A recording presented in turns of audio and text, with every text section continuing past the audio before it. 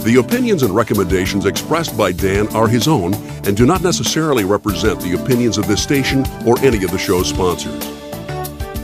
Welcome back. American Family Radio Network, Financial Issues, all the major indices in positive territory. The Dow opened, it opened up about 35. It is now at 18. The NASDAQ up 9. The S&P up 3. So everything's in positive territory right now. It is moving down. We'll have to see if it ends up negative, but that's where we are right now. Of course, yesterday, all but the NASDAQ were in negative territory. Of course, we get, it's going to be earnings season. It's hard to believe. But we're going to start getting earnings from corporate America here real soon, so that's going to kick in, starting with Alcoa. So we'll have to wait and see what that's doing. 866-300-9298, folks. We're trying to work on our phone lines. We're having some issues.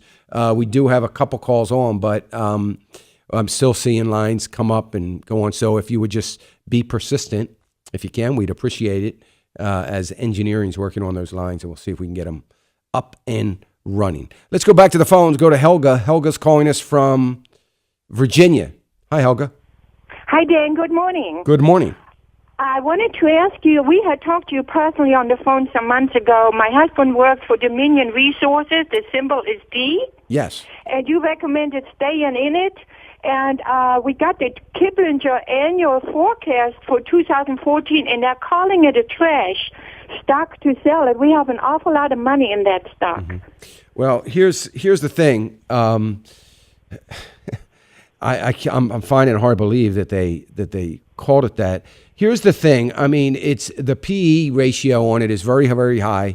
Everybody out there right now that I know of, everybody except for me, is concerned about utility companies.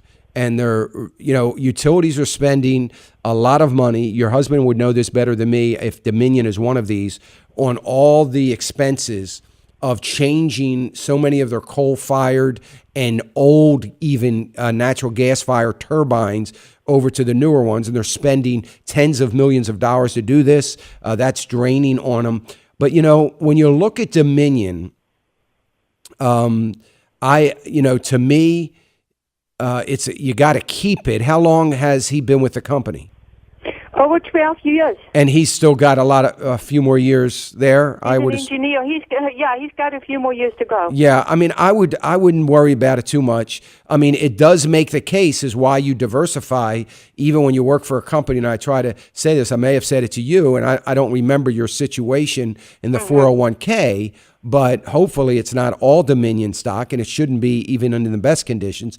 It should be diverse. It is all Dominion stock. Yeah, well, I mean, we have other things, but in this particular case, it is all Dominion stock because it automatically goes from his paycheck every month.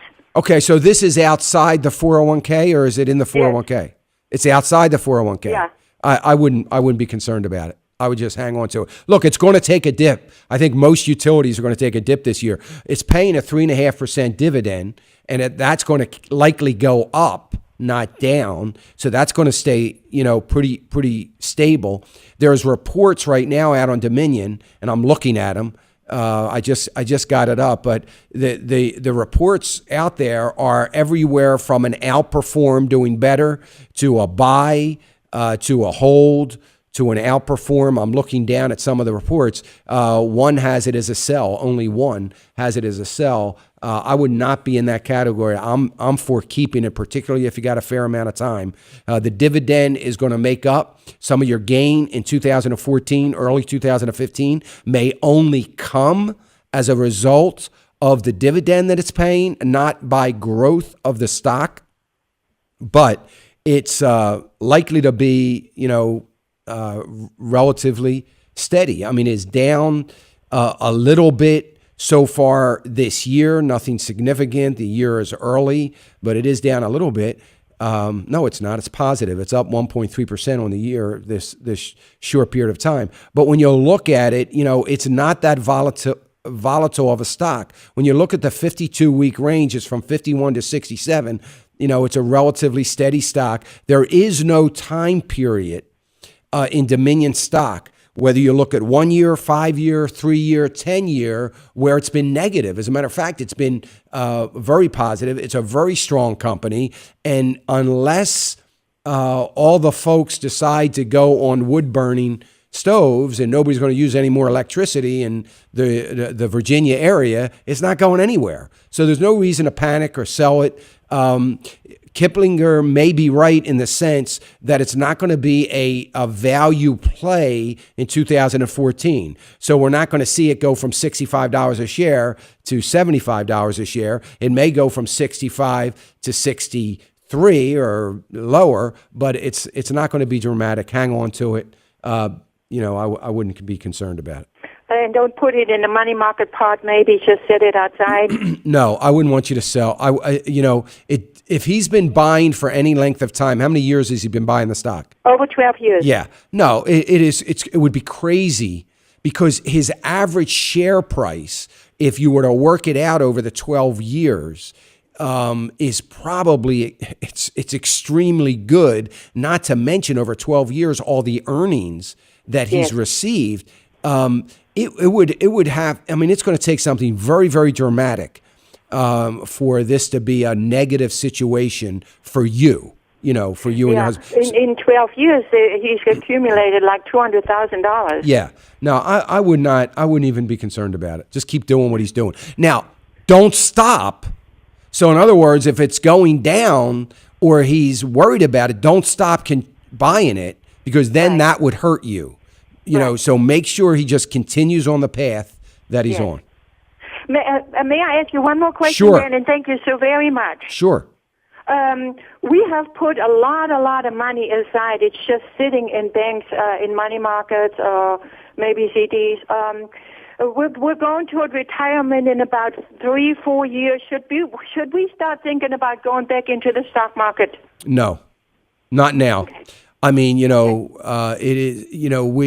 I said earlier in the program, Helga. I said, look, we've had over 30% last year and a 16% the year before, and everybody is thinking, oh my word, what have I missed? I got to get in.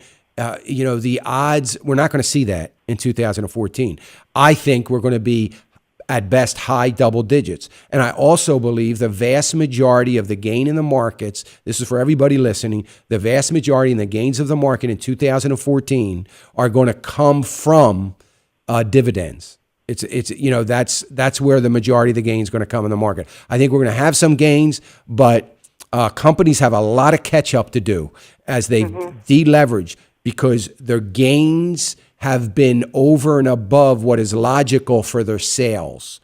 And I would not be jumping in at this point, particularly if you only have 3 or 4 years. Not even 5-star blue chips with high dividends, nothing. No, I mean, again, if you're going to put something and pick a ExxonMobil, for example, and you're going to put some money into it, if you can do it on a very consistent basis every month for the next 3 years, then that would be a different story. But if you're going to take a lump sum of money, $20,000, $30,000, $50,000, $100,000, and put it into the market and start putting it into positions that you're going to need to just sit on and not continue to contribute to it, I wouldn't do it.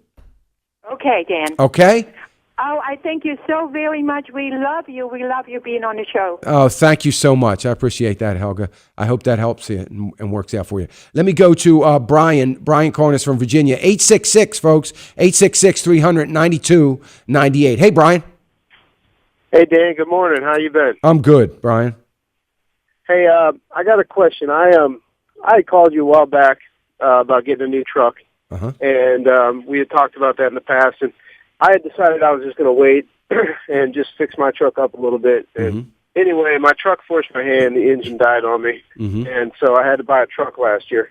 Well, I bought a F-350 box truck, but it's a gasoline engine, and the thing is sucking me dry at the gas pump. I'm getting 5 to 8 miles a gallon, and I have it's a 97. The reason I bought it is it only has 70,000 miles on it when I bought it. I mean, it's in phenomenal shape. Right. But I have an opportunity to buy a 97 F450 stick shift diesel. And it's got 199,000 miles on it. The trucks are the same price. The only difference is the diesel doesn't have anything on it's just a cabin chassis. It doesn't have a flatbed. It doesn't have a box or anything. So I'd probably have to take the box off of this truck, but then I'm going to have trouble selling this truck without anything on the back. Right. The cost basically is the same for the trucks. So what I'm wondering is it worth my time and my energy to buy that diesel, which is going to get me about 15 miles a gallon at least, and save me a lot of money? But it has higher mileage on it, which doesn't mean a lot on the engine, but it means a lot on the truck as far as the bearings, all of that stuff. Right. So I'm just trying to weigh my options. Do I just keep getting bled dry at the pump, knowing that I got a truck that only has 70,000 miles on it, and it's a lot less worries? Yeah. Or do I take my chances with this diesel? Boy, that's a tough call, Brian. But I'll say, I don't like the mileage on the diesel. I mean, I'm all for saving money at the pump, and I think that's an important factor for you, especially if you're doing you got to be doing a lot of city driving or stop and go kind of driving when you're getting that kind of mileage. And you've got to look at from a business perspective. You hate to see anything eating up your cash flow like that. I'm not real confident that diesel prices. Some are saying that diesel prices are going to go up, not come down like gasoline, or they're certainly not going to trend down at the same rate as gasoline prices. So you also have to weigh the difference in prices between gasoline and diesel. And though you're getting more mileage, you may not be saving on an annual basis a whole lot more money. So I don't know. It's a tough call. I don't really have. That's the input that I feel like I can give you that, you're going to have to just kind of weigh out the difference. And I would look at today's prices, diesel and gasoline, and just, run a simple kind of calculation from a mileage standpoint and see how much money it really is saving, and then think about the maintenance that you're going to have to spend with the diesel.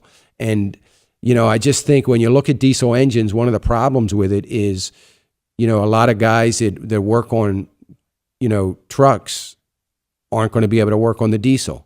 So I would look at the numbers. And the other thing I would ask you to do, Brian, is I would call around at all the LP, the propane gas companies in your area and see if you can get some referrals from them on who is it in your area that is converting gasoline engines to LP. Somebody in your area is doing it. And I would try to get a feel for how much that's going to cost to convert. And the older the vehicle, the less expensive it is to do the conversion. And the conversions have come down. Now, I have an old third car. It's a truck that I have sentimental value. I can't seem to get rid of it. It's a gas hog, but I've considered that, and so I've looked into it a little bit of converting that. But I wanted to convert it to natural gas, not LP gas. But I would look at that. I mean, don't rule that option out. So check that out first, because that would be, the best case scenario. If you can convert the current truck you have to LP, then you're going to get better mileage and it's going to be a little less expensive. And that might be a better answer. So I would try all those things. All right. And then maybe, and hopefully you'll come up with some answers. But I appreciate your call, Brian, and I appreciate your conscientiousness to, not go out and buy a brand new truck and spend a lot of money and get in a lot of debt. I think you're being a real smart businessman as you're, a small business trying to thrive. And, the way you're going to make it over, upcoming downturns in the economy is going to be to have as low a debt as possible. It's going to make a big difference for you. So you're on the right track. Keep plugging along. Don't get lured in to, getting in a lot of debt and, drive it until it turns to dust. Thanks, Brian. I appreciate it. 866-300-9298. We're still having some phone issues, folks, but I know when we get back, they will be resolved. I'm being very confident that they will be resolved, and we'll pick up the phones, 866-300-9298. Meantime, during this break, if you want to queue your call up or give it a go, that would help us, because it would help us to know whether we fixed the problem or not. So keep trying to call in, 866-300-9298 here during the break. And hopefully when we get back, we'll have a full board and we'll get to the phones and we'll stay with the phones. Right now, folks, all the indices in positive territory, but not where they were. They're off their highs. The Dow is up 15 right now. 866-300-9298. You're listening to American Family Radio, Financial Issues. I'm Dan Celia. We'll be right back.